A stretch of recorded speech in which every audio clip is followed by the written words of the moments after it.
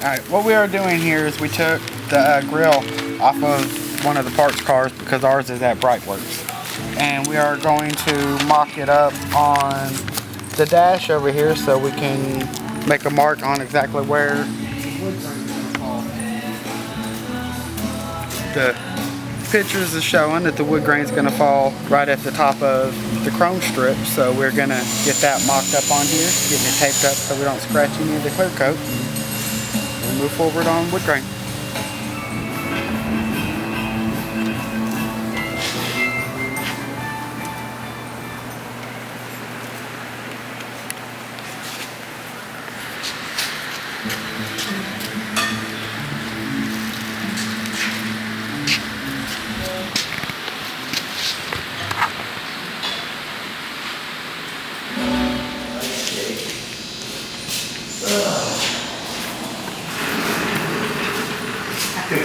You go up and down yesterday, I put it upside down, smacked it on the ground, and finally started working again. Because it's like spring loaded, man. I like this one. And it didn't cost anything. It's alright, see I got ink on the brush. I'm going to get rid of the majority.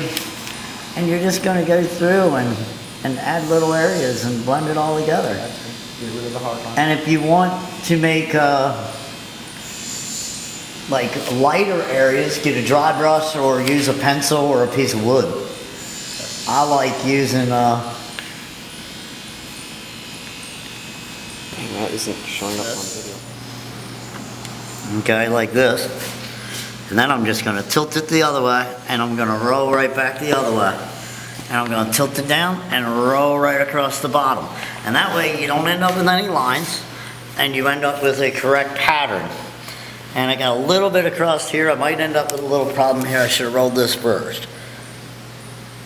But, like I've showed you, it is so easy to wipe off and do again. That is done. Okay? Where's the other pattern? Okay, let's I'm going to put it right about there. And I'm going to go over this part. And then I'm going to pull it back and go over this part. And if you tilt and drop down, the lines go right together. So everything fades together. And where I broke apart, you barely can tell. And then I'll take a brush and feather it back in. I'll go to this next section, and where I got my hard line, where it's at the end, the hard line is from where the ink's built up, where you run out of paper. So you go right behind it, throw a little magnet on it, just barely touch it. I use 600 because it's a little gradier. And just take your rag, quick light feather, get rid of some of your ink. And if you look at it and you rub your ink around, it just dulls it and gives it a little bit more depth. Now, you're running out of pattern. I don't have any pattern left. So I gotta go back and always, you don't have to wipe this clean. I kept telling somebody, man, you don't have to wash it clean until you're done at the end of the day. I mean, if it gets bad and you're doing 20 of them, you can wash them clean. But all you have to do is relax and remove your pattern. So now, I use that spot. I'm going to come down and move completely to a new version area that I haven't used. And I go all the way through. So I got a pattern there and a pattern there. I'll move my magnet back. I don't know if that's just me or what, but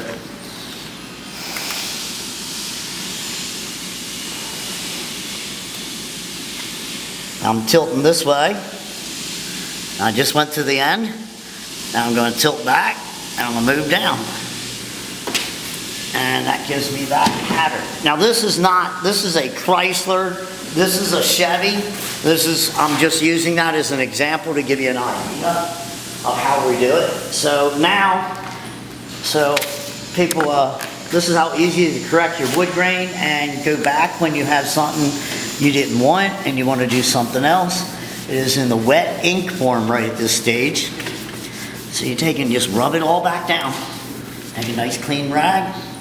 Now, when I go to the end and I'm doing the glaze over it, after the wood grain is done, I put the lockdown coat, the buoy dog on it, whichever, that you just lock it down with light mist.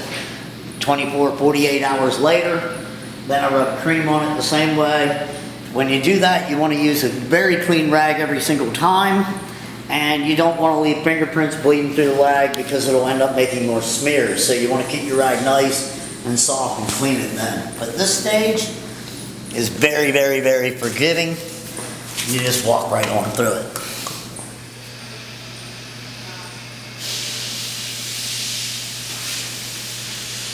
A lot better than the other one.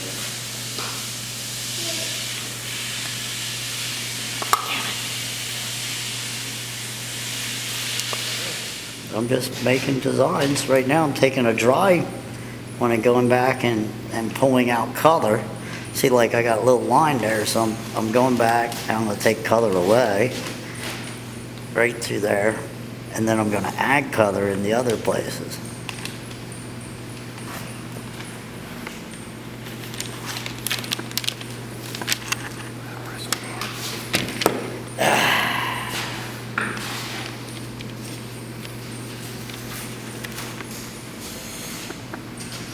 See there, I'm adding color and make it a little darker, and then I'll twirl it, ball it, make little tiny lines to it.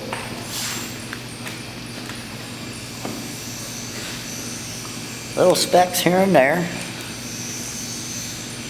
And then I go back with the other brush and pull a little back out. Blend it in.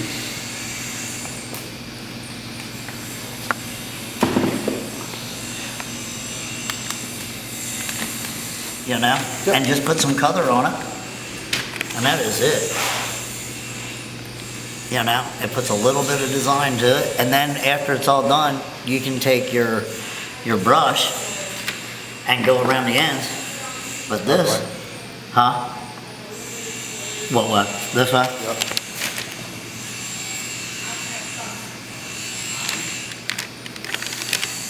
There you go.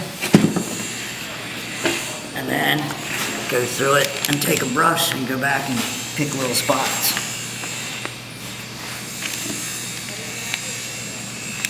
Make little lights off the sides, and little dark spots. That looks real good.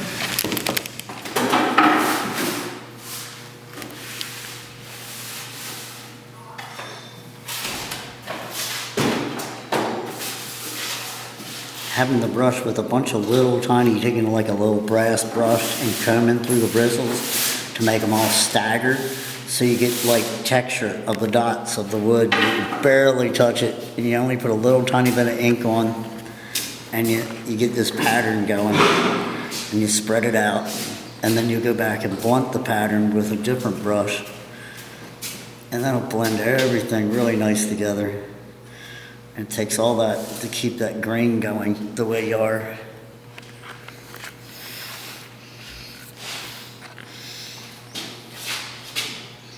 And this is a dry brush with staggered bristles again.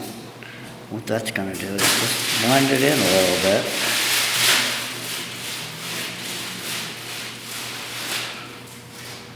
The little tiny tooth hairs. You want that little tiny specks in the wood.